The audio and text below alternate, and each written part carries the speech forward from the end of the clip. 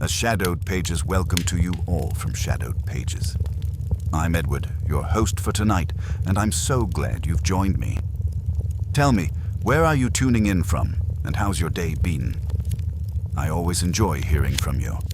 Don't forget to subscribe, so you never miss a new story. Now, let's begin the mystery. Thornleigh House had always given Miss Marple the impression of a place holding its breath. Even in the mild September afternoon, when the sun lay politely on the lawns and the late roses drooped with an air of practiced elegance, there was something about the tall windows and grey stone that suggested secrets waiting patiently to be overheard.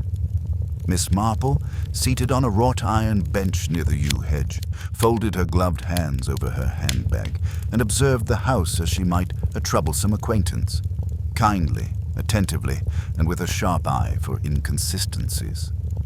She had arrived that morning at the invitation of her old friend, Judith Denham, whose niece was employed at Thornleigh as a companion to Lady Thornleigh herself. Judith's letter, written in an uncharacteristically hurried hand, had spoken of a most unsettling disappearance, and the sense that things were not being spoken of quite honestly. Miss Marple, who had long ago learned that silence often concealed more than speech, had packed her bag at once. The heir in question was Patrick Thornleigh, Lady Thornleigh's only grandson and the last male descendant of the family line. He had vanished 3 nights earlier without so much as a note, leaving behind a neatly folded jacket, his watch resting carefully on the dressing table, and a household full of explanations that did not quite fit together. Young men, after all, did sometimes go off on a whim, but Miss Marple knew very well that the ones who did so rarely left their personal effects behind with such deliberate care. From her bench, she could see movement near the front steps. Lady Thornleigh herself emerged, leaning heavily on her cane, her thin figure wrapped in mourning black despite the absence of any confirmed death. Her face, sharp and proud, carried grief like an accusation, and as she paused to scan the garden, Miss Marple noticed how her gaze slid past certain paths and lingered on others. It reminded Miss Marple of Mrs. Bartlett in St. Mary Mead, who always avoided looking at the pantry door after the silver teaspoons had gone missing. The mind, she reflected, was a most revealing thing when one allowed it to wander. Miss Marple rose carefully and walked toward the house, her steps unhurried. She was met at the door by Inspector Hale, a solid man with a dependable mustache and the faint air of someone who preferred clear facts to troublesome intuition. He greeted her politely enough, though she detected the slightest flicker of skepticism. She had encountered that look many times before. "I understand you're acquainted with the family," he said, ushering her inside. "In a manner of speaking," Miss Marple replied gently, "and I have a great interest in young people who go missing without explanation. It's surprising how often one sees parallels, even in quite different circumstances." The hall smelled faintly of beeswax and old paper. Portraits of Thornleigh ancestors lined the walls, their eyes following visitors with inherited suspicion. Miss Marple paused before one in particular, a young man in hunting clothes, his smile confident, almost careless. The resemblance to Patrick was unmistakable. "He looks as though he expects the world to accommodate him," Miss Marple murmured. Inspector Hale glanced at the painting. That was Arthur Thornleigh, disappeared in 1892, found drowned in the river a mile from here. Miss Marple's eyebrows lifted slightly. "How very interesting. Families do have patterns, don't they?" They were joined in the drawing room by several members of the household. Mrs. Crowe, the housekeeper, sat rigidly upright, her lips pressed into a line of professional restraint. Edward Finch, Lady Thornleigh's nephew by marriage, paced near the window with restless energy, glancing repeatedly at his watch. Judith's niece, Emily Denham, hovered near the fireplace, her eyes red-rimmed but alert. Each of them spoke in turn, offering recollections of Patrick's last evening. Dinner as usual, a brief argument about money, a walk taken alone after dusk. It was the argument that caught Miss Marple's attention. Not for its content, which seemed trivial enough, but for how differently it was described. Lady Thornleigh insisted it had been nothing at all. Edward Finch called it long overdue, and Mrs. Crowe claimed she had heard raised voices long after the others had retired. Miss Marple listened without interruption, knitting the strands together in her mind, noting where they refused to align. When at last the room fell quiet, Miss Marple smiled her small, courteous smile. "It is so often the case," she said, "that what people remember most clearly is the version of events that troubles them least. But the truth, I find, has a way of revealing itself in the smallest details. A misplaced object, an unguarded remark, or even the direction in which one chooses to walk when one believes oneself unobserved." Her eyes drifted, seemingly at random, toward the tall French doors that opened onto the garden paths. Beyond them, the yew hedge cast a long, dark shadow across the lawn, leading toward the old river trail. Miss Marple felt, with a familiar tightening of resolve, that Thornleigh House had already begun to whisper its story. It only required patience and careful listening to hear it clearly. Miss Marple took tea that afternoon in the smaller sitting room, a choice that seemed to surprise Mrs. Crowe, who had clearly expected the drawing room to be used for any serious conversation. The smaller room, however, pleased Miss Marple very much. It had once been a morning room, Mrs. Crowe explained, though few people used it now. There were signs of recent occupation nonetheless.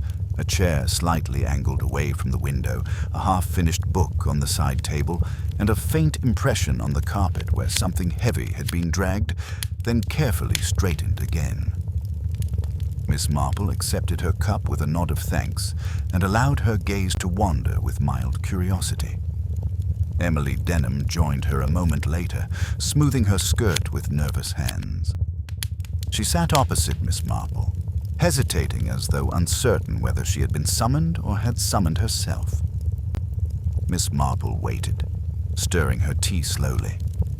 Silence, she had found, was often kinder than questions. "It was Patrick's room," Emily said at last, her voice low. "This one, I mean, when he wanted quiet." Miss Marple looked up, her expression gently attentive. "Young people so often seek quiet when they are most troubled," she said.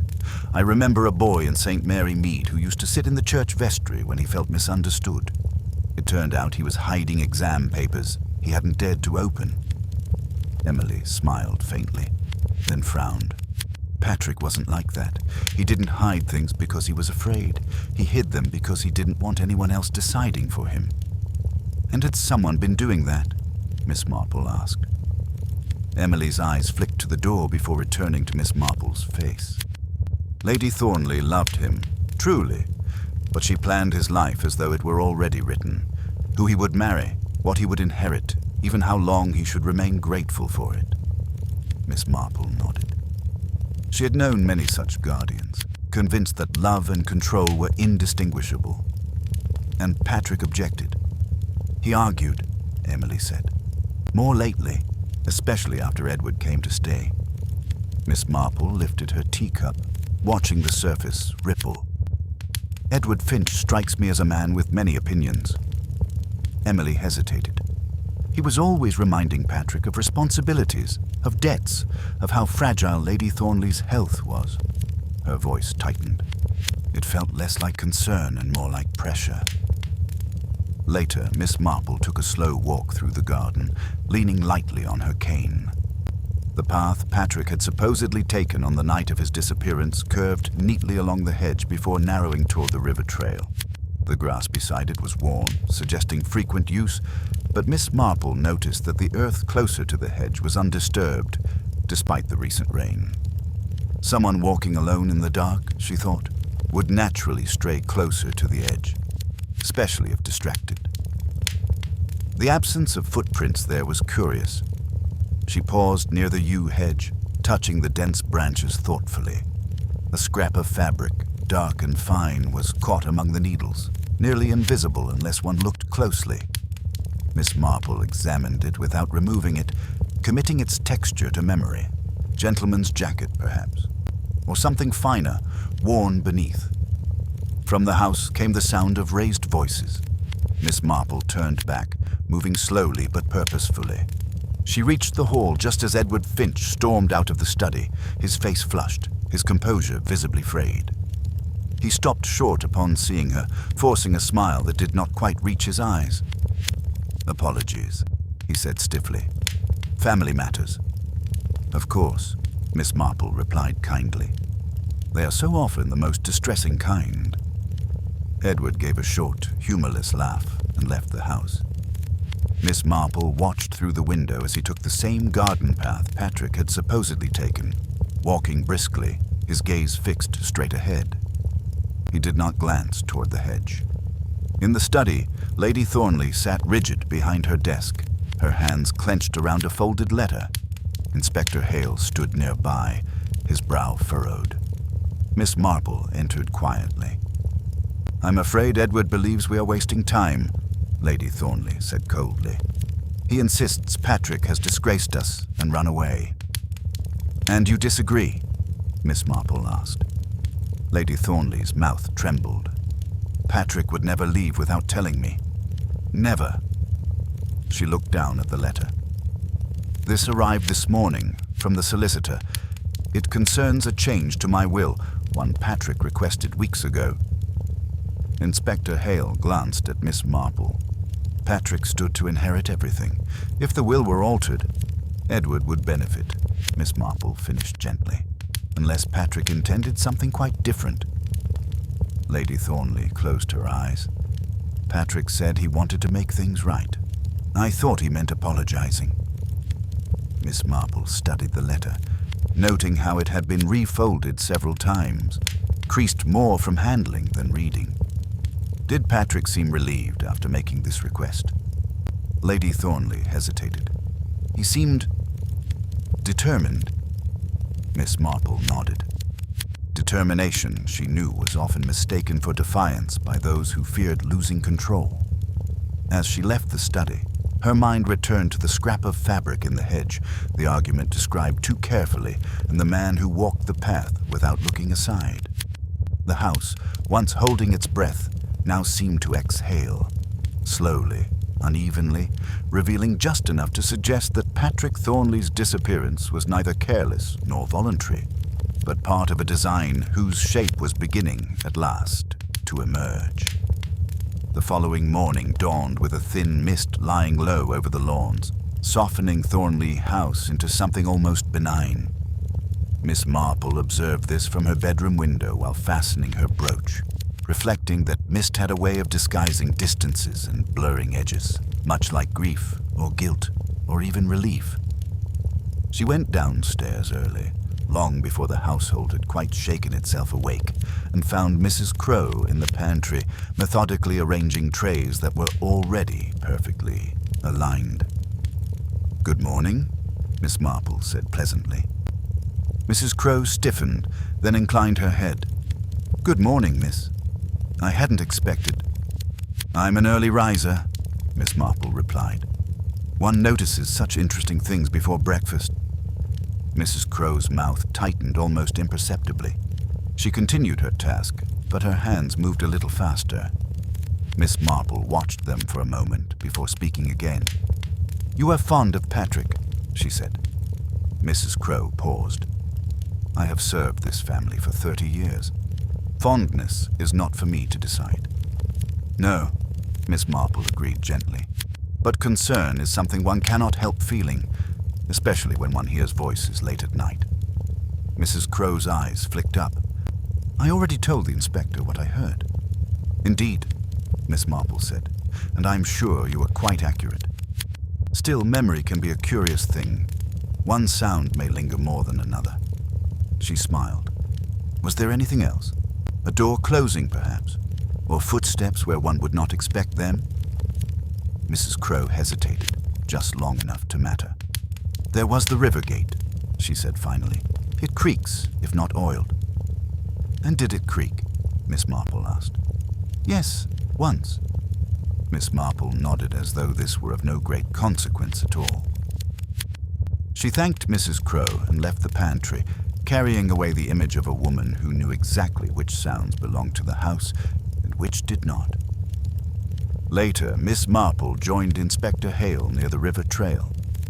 The mist was lifting now, revealing the slow, dark water moving steadily beneath the overhanging trees.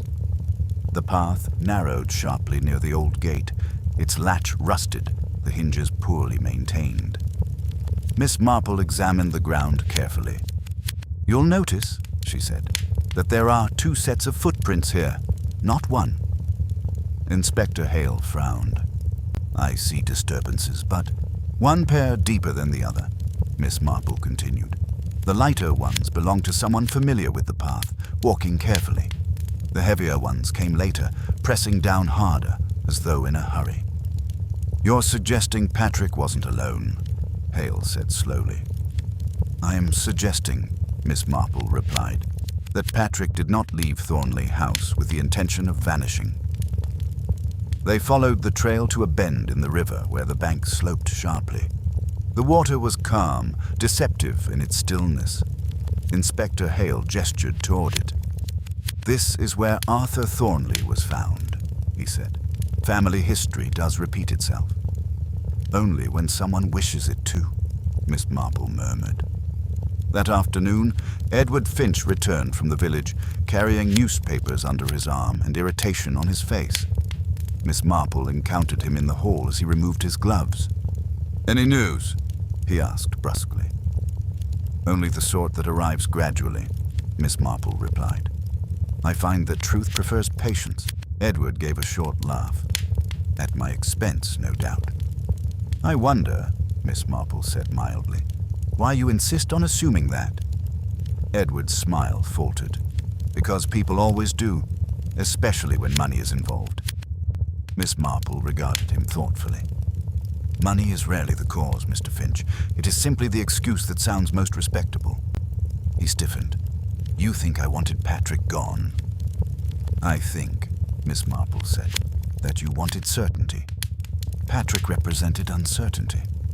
A will could be changed back. Promises could be withdrawn." Edward's jaw tightened. "You have no proof." "No," Miss Marple agreed. "Not yet."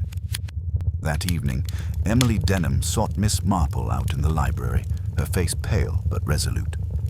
She closed the door behind her. "I didn't tell Inspector Hale everything," she said. "Patrick asked me to meet him that night, by the river. He said he needed a witness." "A witness to what?" Miss Marple asked quietly. "To his grandmother's signature," Emily whispered. "He believed Edward was pressuring her. Patrick wanted proof she was acting of her own will." Miss Marple absorbed this without comment. "Did you go?" "Yes. But when I arrived, Patrick wasn't there, only Edward. He told me Patrick had changed his mind." "And you believed him?" "I didn't know what to believe." Emily's voice broke. "But I heard the gate, and then a shout." Miss Marple laid a comforting hand over Emily's. "You did quite right to tell me now." Night settled once more over Thornleigh House, heavy and watchful. Miss Marple sat alone in the sitting room, the fire casting long shadows across the walls. In her mind, the pieces were no longer scattered, but edging toward alignment. The altered will, the creaking gate, the 2 sets of footprints, and a young man determined not to disappear quietly. Somewhere between the house and the river lay the truth of what had happened to Patrick Thornleigh, waiting, as truth so often did, for someone patient enough to look where others had chosen not to see. Miss Marple slept poorly that night, her mind turning over details with the quiet persistence of knitting needles clicking in the dark.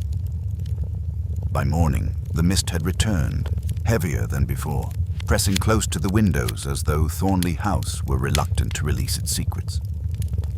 She rose early once more and made her way down to the breakfast room where Lady Thornleigh sat alone, her untouched tray growing cold. "You should eat something," Miss Marple said gently, taking the seat opposite her. Lady Thornleigh looked up, her eyes sharp despite the shadows beneath them.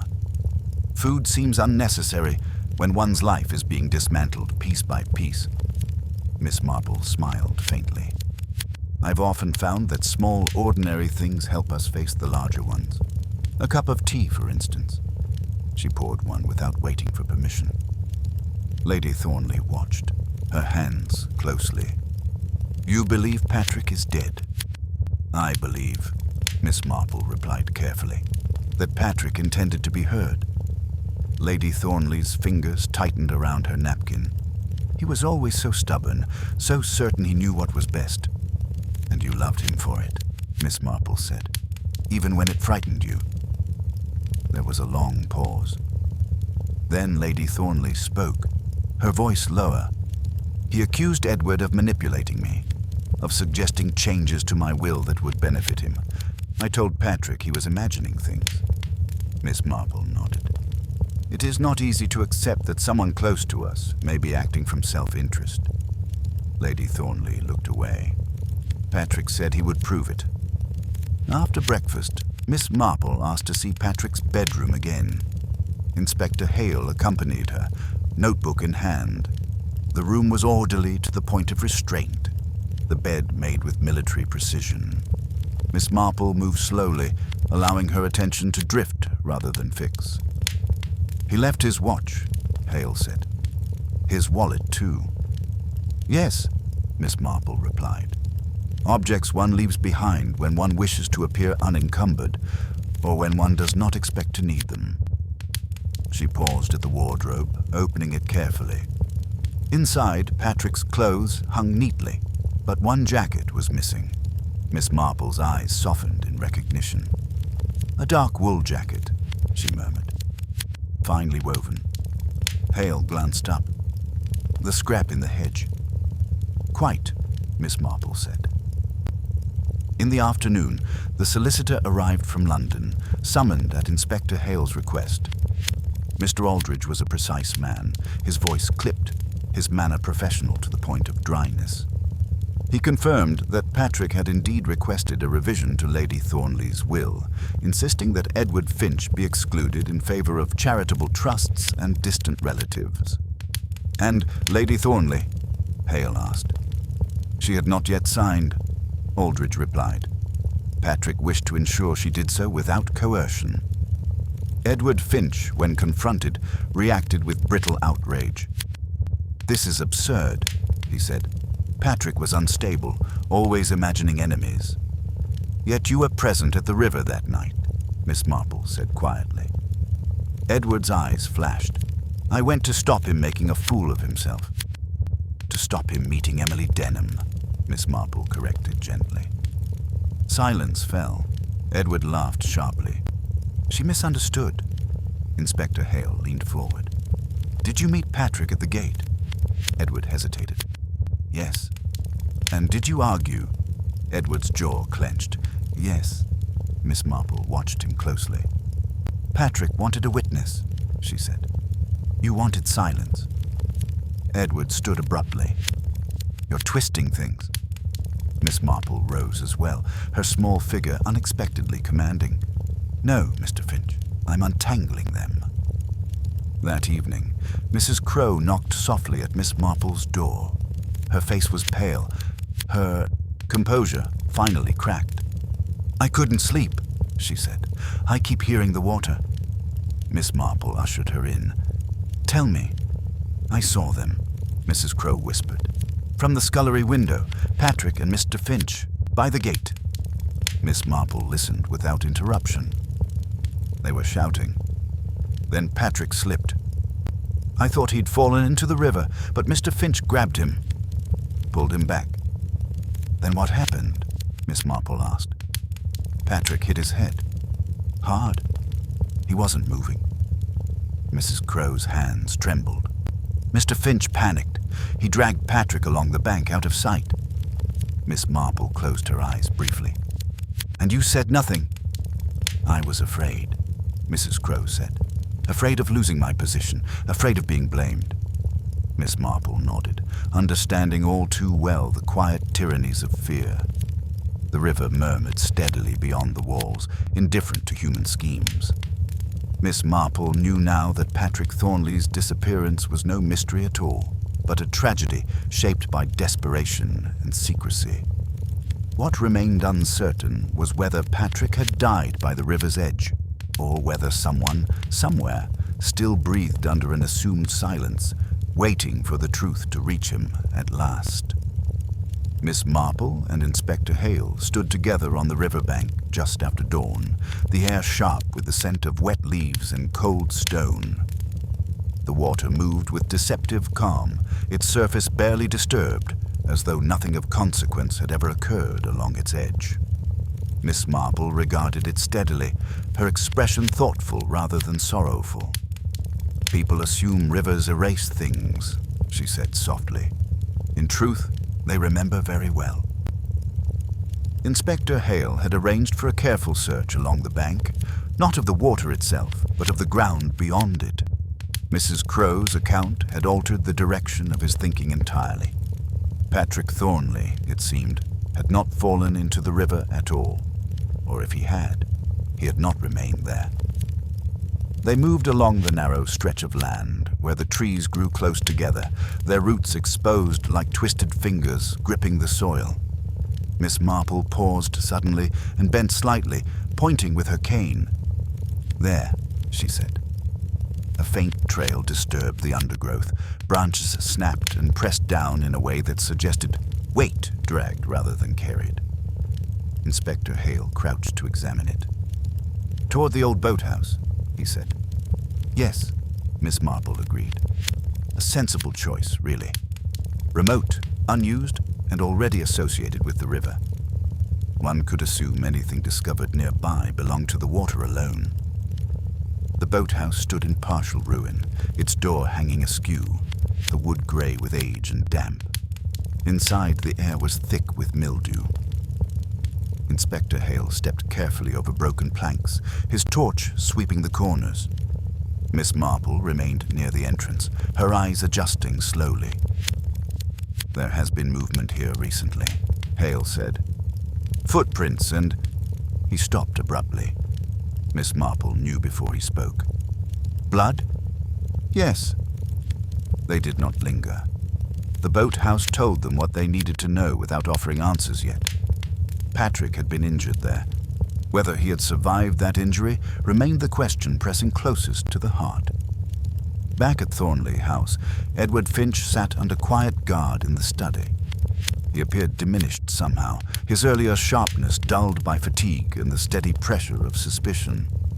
Miss Marple entered with Inspector Hale and took the chair opposite him. "You dragged Patrick away from the river," she said calmly. "You intended to hide what had happened." Edward's hands clenched. "I didn't mean to hurt him." "No," Miss Marple said. "You meant to stop him." Edward swallowed. He slipped. He hit his head. "I thought he was dead." "And so you panicked," Miss Marple continued.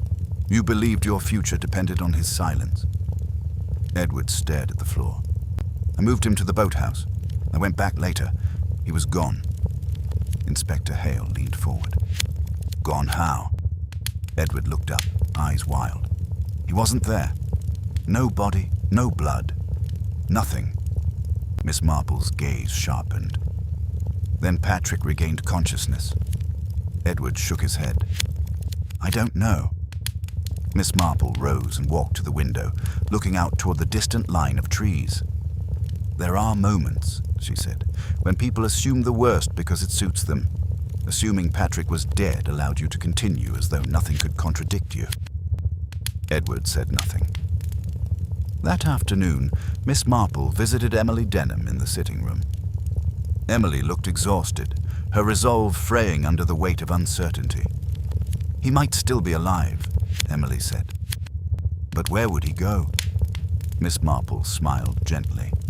"When young people wish to disappear without dying, they often seek places where they are known but overlooked. Patrick had friends beyond Thornleigh, did he not?" Emily nodded slowly.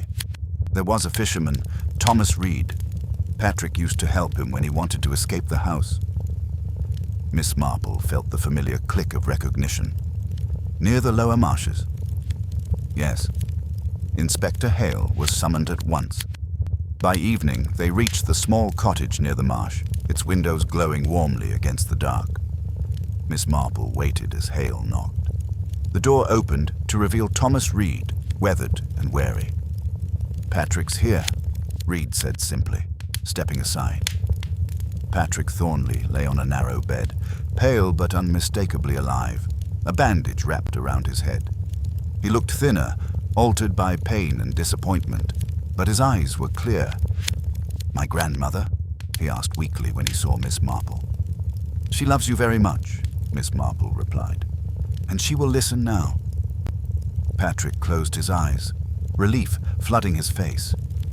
Edward Finch's confession followed swiftly, bolstered by evidence from the boathouse and Mrs. Crow's testimony.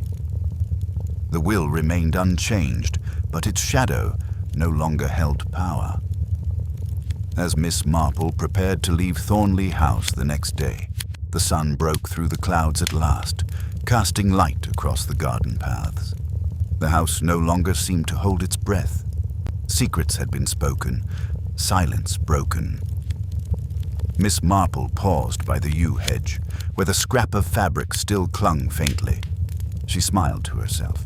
Content, it was rarely the dramatic act that solved a mystery, she reflected, but the quiet insistence on paying attention until even the most carefully hidden truth had no choice but to step into the light. Patrick Thornleigh remained at the fisherman's cottage for several days, long enough for the fever to break and the confusion in his eyes to fade into something steadier. Miss Marple visited once more before his return to Thornleigh House, bringing with her a basket of fruit and the gentle firmness that Patrick found oddly reassuring. "You are very brave," she told him as he struggled into a sitting position. "Not everyone has the courage to refuse the story others wish to tell for them." Patrick managed a faint smile. "I didn't feel brave, just desperate." "Desperation," Miss Marple replied, "is often the beginning of clarity."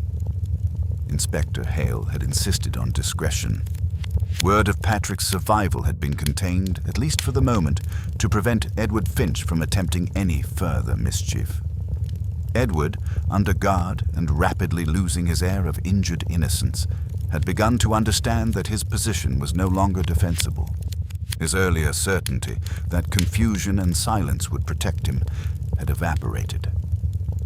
At Thornleigh House, Lady Thornleigh waited. She had agreed reluctantly to remain uninformed of the details until Patrick could speak for himself. Miss Marple found her in the drawing room, seated very straight, her hands folded as though holding herself together by force of will alone. "You know he is alive," Lady Thornleigh said, not looking up. "Yes," Miss Marple answered, "and he will be home soon." Lady Thornleigh closed her eyes. "Then I must face what I refuse to see." Miss Marple took the seat beside her. "You are not alone in that.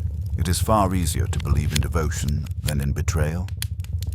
That evening, Patrick was brought back quietly, entering through the side door under cover of dusk. Emily Denham met him in the hall, her breath catching when she saw him standing there, alive and unmistakably real. She said nothing at first, simply took his hand, as though letting go might cause him to vanish again. Lady Thornleigh stood at the foot of the stairs. The moment stretched unbearably long, then she moved forward with surprising speed, her cane forgotten, and reached for her grandson. "I was wrong," she said fiercely, "about everything that mattered." Patrick held her, careful of his injury. "I didn't want to hurt you," he said. "I just couldn't let Edward control you." "I see that now," she replied, "and I will never forgive myself for doubting you." Miss Marple watched from the doorway, her expression soft but attentive. Reunions, she knew, did not erase damage. They merely made repair possible. Inspector Hale conducted his final interview with Edward Finch the following morning. Faced with Patrick's survival and Mrs. Crow's testimony, Edward's composure collapsed entirely. His confession, once guarded and self-serving, became desperate, then bitter. "I only wanted what I deserved," he said hoarsely. after everything I'd done for this family. You wanted certainty, Inspector Hale replied, at the cost of another man's life. Edward had no answer for that. Mrs. Crowe, pale but resolute, offered her own statement. Lady Thornleigh accepted it with quiet dignity, assuring her that fear, though no excuse, was at least understandable. Mrs. Crowe wept then, the release long overdue. As the legal formalities began, Miss Marple sensed a subtle shift in the house itself. Thornleigh no longer seemed oppressive, but weary, like a place that had endured a long illness and was only just beginning to recover. Patrick spent his days resting and walking slowly through the garden paths, often accompanied by Emily. On one such walk, Miss Marple joined them, her pace measured. "You planned everything very carefully," she said to Patrick, "except one thing." "What was that?" he asked. "That other people, even those you distrust, act from fear rather than logic." Edward panicked. Panic is always dangerous. Patrick nodded. "I thought I could control the situation." "So do many," Miss Marple said gently, "until they cannot." They paused near the river trail. Patrick looked at it with a faint shudder. "I don't remember much after the fall. Just pain." Then Thomas's voice. "You were fortunate," Miss Marple said, "and sensible enough to accept help." That night, Miss Marple wrote a long letter to Judith Denham, explaining only that matters at Thornleigh House were resolving themselves in a manner both just and instructive. She did not elaborate. Judith would understand. As she sealed the envelope, Miss Marple reflected that while the central mystery had been exposed, its consequences were still unfolding. Edward Finch's actions had left scars that confession alone could not heal. Trust, once broken, required more than truth. It required time.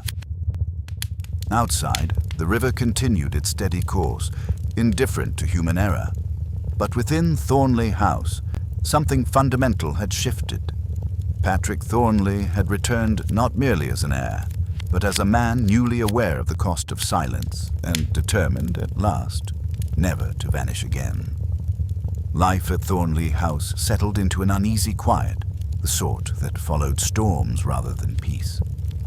Patrick's return had restored a visible order, but beneath it lay the tremor of things not yet mended. Miss Marple, sensitive as always to such undercurrents, noticed how conversations faltered when Edward Finch's name arose, and how servants moved with a caution born not of fear but of watchfulness. Patrick himself bore the change most clearly. Though his strength returned day by day, his manner had altered. He listened more than he spoke, his once easy confidence replaced by a careful attentiveness. Miss Marple encountered him one afternoon in the library, standing before the portraits that lined the walls. "They look different now," he said quietly, gesturing toward the painted faces, as though they're watching to see whether I'll repeat their mistakes. Miss Marple smiled faintly. "Portraits are very much like memories. They change depending on who is looking at them." Patrick turned to her.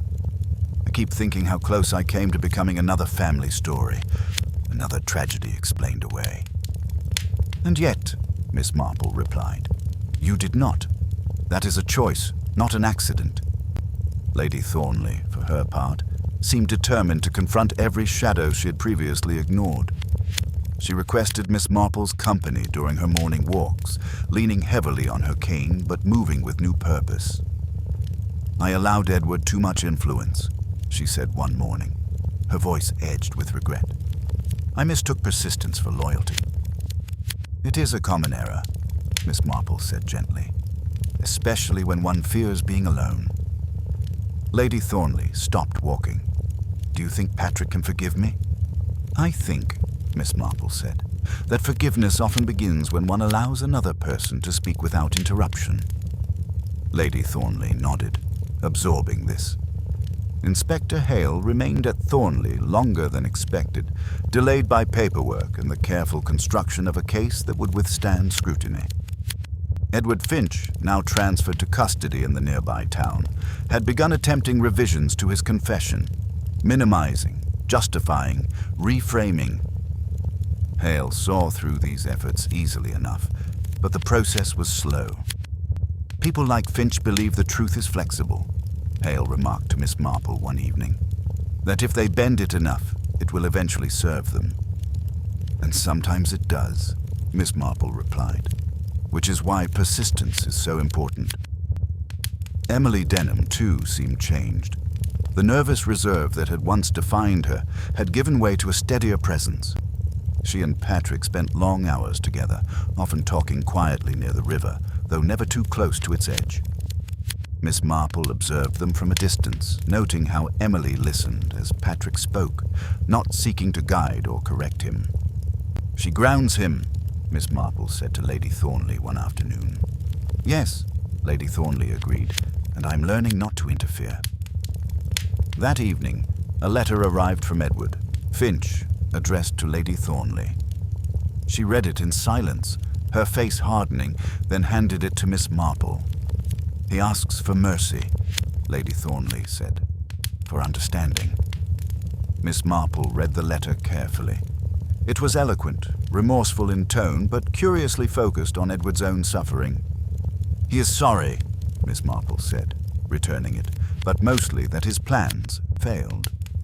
Lady Thornleigh folded the letter decisively. "Then he will receive justice instead of mercy," Miss Marple approved inwardly. Mercy without accountability, she knew, was merely indulgence by another name. As the days passed, Thornleigh House seemed to exhale at last, its corridors less oppressive, its silences less strained. Mrs. Crowe resumed her duties with a quiet dignity, her movements slower but more assured. She met Miss Marple's eye once in the hall and inclined her head, gratitude and relief mingling in the gesture. On Miss Marple's final evening, a small dinner was held. Modest, subdued, but sincere. Patrick raised a glass, his hand steady. "To truth," he said simply, "even when it frightens us." The words lingered in the air, heavy with meaning. Later, as Miss Marple prepared for bed, she reflected that mysteries were rarely solved in a single moment. They unraveled gradually, through choices made after the truth was known. Thornleigh House was still unraveling, still deciding what kind of story it would become. Outside her window, the river flowed on, no longer a threat but a reminder. Miss Marple slept that night with the quiet satisfaction of knowing that while not all wounds healed quickly, they healed best when no longer hidden. Miss Marple's departure had been planned for the following afternoon, yet the morning arrived with an unexpected restlessness that kept her from packing at once. Thornleigh House, though calmer now, seemed intent on making itself fully understood before she left. She sensed it in the way doors were left ajar, in conversations that began hesitantly and then gathered courage.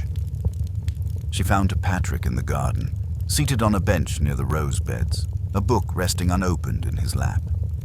He looked up as she approached, his expression thoughtful. "I've been thinking about Edward," he said without preamble, "about how close I came to trusting him completely." Miss Marple sat beside him. "Trust is a necessary risk," she said. "Without it, one becomes isolated. But blind trust, that is quite another matter." Patrick nodded. "I keep wondering if I should have seen it sooner." "Perhaps," Miss Marple allowed. "But then again, perhaps Edward relied on your decency. Unscrupulous people so often do." Patrick absorbed this quietly. "I don't want to become suspicious of everyone." "And you mustn't," Miss Marple said. "That would give him another victory." In the late morning, Inspector Hale brought news from the town. Edward Finch had formally been charged, the evidence now uncontested. There would be a trial, though the outcome seemed inevitable. Hale delivered this information with professional detachment, but Miss Marple noticed the faint relief beneath it. "He nearly convinced himself he was the wrong party," Hale remarked afterward. "It's remarkable how adaptable self-justification can be." Indeed, Miss Marple replied. It's why it must be interrupted early. Lady Thornleigh requested Miss Marple's company once more, this time in the long-neglected morning room. Sunlight streamed through the tall windows, illuminating dust motes that danced like tiny confessions finally brought into the open. I intend to revise my will, Lady Thornleigh said, her tone firm but not brittle. Not out of fear nor guilt, out of clarity. Miss Marple smiled. Clarity is an excellent foundation. I have also asked Patrick to take on certain responsibilities immediately, Lady Thornleigh continued. Not because he must, but because he wishes to. Miss Marple regarded her approvingly. You're allowing him to grow. Lady Thornleigh met her gaze, and allowing myself to loosen my grip. In the afternoon, Emily Denham approached Miss Marple with an air of quiet determination. Patrick has told me everything, she said.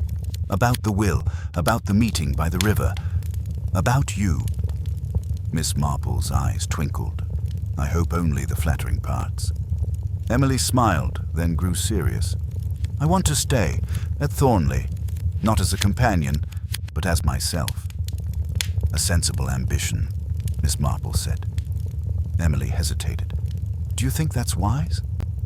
I think, Miss Marple replied, that you already know the answer. Wisdom often arrives disguised as resolve. As evening approached, Miss Marple took one last walk along the garden paths, her pace unhurried. The yew hedge cast its familiar shadow, but it no longer seemed ominous, merely old. She paused briefly, touching the branches where the scrap of fabric had once been, now removed and preserved as evidence. The hedge had served its purpose. It had remembered. Patrick joined her there. I wanted to thank you, he said. Not just for finding me, but for believing I hadn't simply disappeared. Miss Marple looked at him kindly. People rarely vanish without reason. It's our duty to ask what that reason might be. He smiled. Will you come back and visit? I should like that, Miss Marple said, provided Thornleigh continues to behave itself.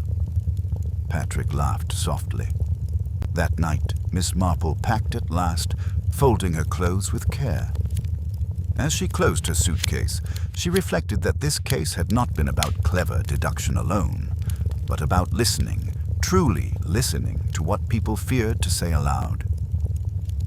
Thornleigh House had not been haunted by ghosts, but by unspoken truths, and once those had been faced, the house could finally rest. Outside, the moon reflected on the river, not as a mirror of danger, but as a steady ribbon of light. Miss Marple watched it for a moment, then turned away, satisfied. The mystery had not only been solved, it had been understood, and that, she believed, has made all the difference.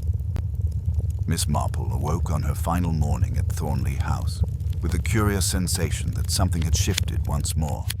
Not sharply, but decisively, like the last piece of furniture moved into place in a newly arranged room.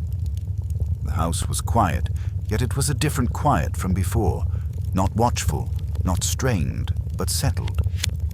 She descended the stairs to find Patrick already in the hall, fully dressed, his posture straighter than she remembered from his first days back.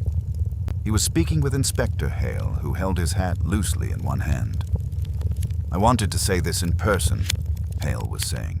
The case is effectively closed. Finch will be committed for trial. Your statement was decisive. Patrick nodded.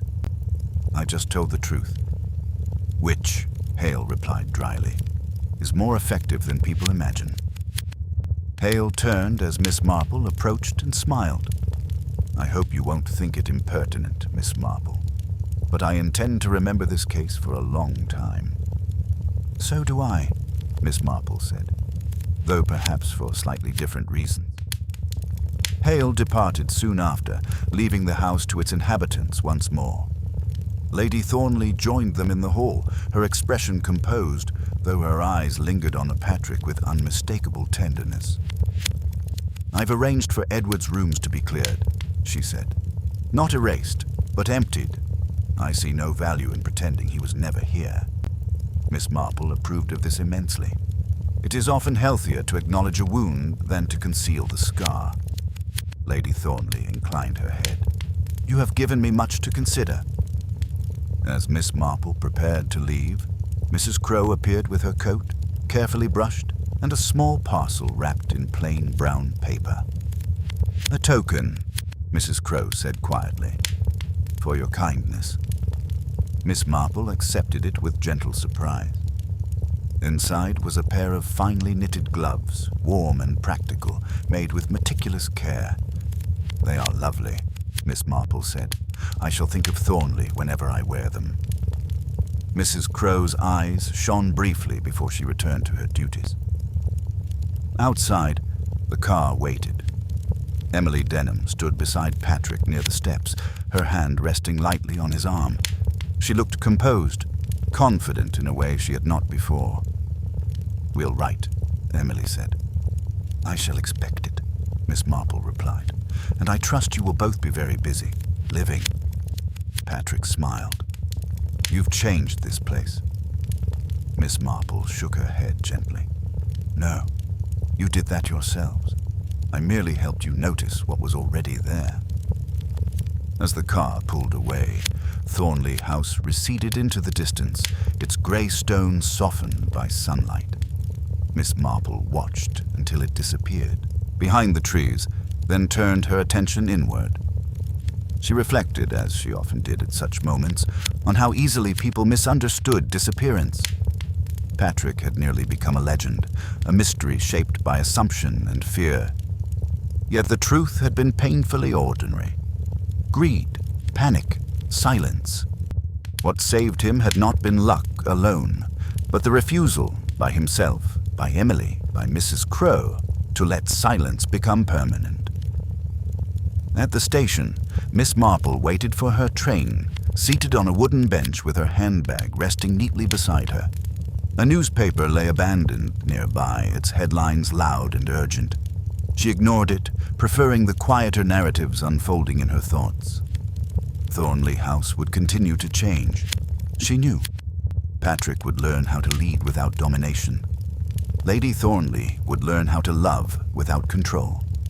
Emily would carve out a life defined not by service, but by choice. Even Edward Finch, in his own way, would be forced to confront the limits of his justifications. Miss Marple boarded the train and settled into her seat, smoothing her gloves. The countryside slid past, fields giving way to hedges, hedges to villages. Each place, she knew, held its own stories, its own concealed truths waiting patiently.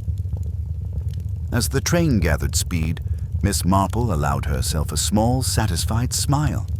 Another mystery had yielded not to cleverness alone, but to attention, patience, and a refusal to accept the convenient lie. And in that, she reflected, there was always a quiet sort of hope. One that did not vanish, no matter how carefully someone tried to make it disappear. Miss Marple returned to St. Mary Mead beneath a sky washed clean by rain, the familiar lanes welcoming her with their quiet assurance. Life there resumed its customary rhythms at once. Tea with neighbors, the slow observation of gardens and habits, but Thornleigh House lingered in her thoughts like a pattern not yet fully set. It was a fortnight later, as she was arranging flowers in her sitting room, that the final piece arrived. The letter bore Patrick Thornleigh's hand. She recognized it immediately. Careful, deliberate, as though each word had been weighed before committing itself to paper. He wrote of Edward Finch's formal committal and the forthcoming trial, of how the evidence from the boathouse and Mrs. Crowe's testimony had proven decisive. There was no triumph in the letter, only a sober acknowledgement of consequence. Edward, Patrick explained, had finally ceased attempting to reshape events and had spoken plainly at last. Panic, fear of exposure, and resentment had driven him, not premeditated murder, but the court would decide how much that mattered. Patrick wrote also of Thornleigh House itself. The portrait of Arthur Thornleigh had been moved from its place of prominence in the hall to to a smaller gallery upstairs. Not to forget him, Patrick explained, but to stop allowing his fate to define ours. Lady Thornleigh had approved the decision without protest.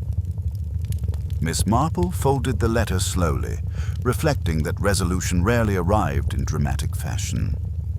More often, it settled quietly through small but irrevocable choices. Later that afternoon, she received a visit from Inspector Hale, who happened to be passing through the village. He accepted tea gratefully, his manner relaxed in a way it had not been at Thornleigh. "I thought you'd like to know," he said, "that Finch finally told the whole story. No evasions this time." Miss Marple nodded. "It is exhausting, pretending." He admitted, Hale continued, that when Patrick struck his head, he truly believed he was dead. The river, the family history, it all seemed to offer him an escape. When Patrick disappeared from the boathouse, Finch convinced himself the river had claimed him after all. He never imagined Patrick had survived. "Self-deception," Miss Marple said gently, "is often the most dangerous lie of all." Hale studied her over his teacup. "What strikes me now is how narrow the margin was. If Mrs. Crowe hadn't looked out that window, if Emily hadn't spoken when she did, if Patrick hadn't refused to remain silent," Miss Marple added. "Each of them chose differently when it mattered." Hale smiled faintly. "You saw that before any of us." "I merely listened," Miss Marple replied. "People tell you far more than they intend if you allow them time." After Hale departed, Miss Marple sat quietly by the window, her knitting untouched in her lap. She considered the shape the mystery had taken from beginning to end. Patrick Thornleigh had not vanished to escape responsibility, as some believed, nor had he been claimed by the river, as others feared. He had vanished because those around him found it easier to accept disappearance than to confront betrayal. The house itself had colluded, offering shadows, history, and silence in abundance. The truth, when it emerged, had been unremarkable in its cruelty. Edward Finch had not been a mastermind, merely a man terrified of losing relevance and control. His crime had not been carefully plotted, but born of a single moment in which fear outweighed conscience. And yet, Miss Marple reflected, such moments were precisely how tragedies occurred. A second letter arrived weeks later, this one from Lady Thornleigh. It was brief, written in a steadier hand than before. She wrote of relinquishing certain household controls, of listening more than directing, of learning, late but sincerely, that love could not be enforced without becoming something else entirely. Patrick, she wrote, had accepted a role in managing the estate, but had insisted on transparency and shared counsel. "I believe," Lady Thornleigh concluded, "that Thornleigh House may finally belong to the living rather than the past." Miss Marple placed the letter carefully among her correspondence. She felt no need to reply at once. Some acknowledgments did not require words. That evening, as she prepared for bed, she paused before the mirror, considering her own reflection. Mysteries, she thought, were often said to end with revelation, but that was only partly true. The real ending lay in what people did once they could no longer deny the truth. Patrick had chosen honesty over inheritance. Lady Thornleigh, humility over authority. Emily Denham, independence over quiet endurance. Even Mrs. Crowe, after decades of careful invisibility, had chosen to speak. And Edward Finch, he had chosen too, though far too late. Miss Marple extinguished the lamp and settled beneath the covers, content. The case of the vanishing heir had resolved itself not with spectacle, but with understanding. Thornleigh House would no longer hold its breath, waiting for history to repeat itself. The river would flow on, as rivers always did, but its power to frighten had been diminished. As sleep claimed her, Miss Marple reflected, as she often did, that evil was rarely grand. It was small, fearful, and persuasive. It relied on silence, on assumptions left unchallenged, on the convenient turning away of one's gaze, and it was defeated time and again by the quiet persistence of those willing to notice, to listen, and to speak when it would be easier not to. In the end, the heir had not vanished at all. He had simply refused to disappear.